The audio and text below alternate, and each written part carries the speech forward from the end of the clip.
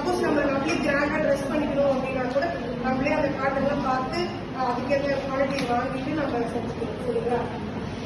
Video வேற வெளியே வந்துட்டோம். இது வந்து டைப்ஸ் ஆஃப் ட்ரெஸ். ஏன்னா இது பெருசா பண்ணணும்ல, அந்த யான் வந்து திக்கா இருக்கும்.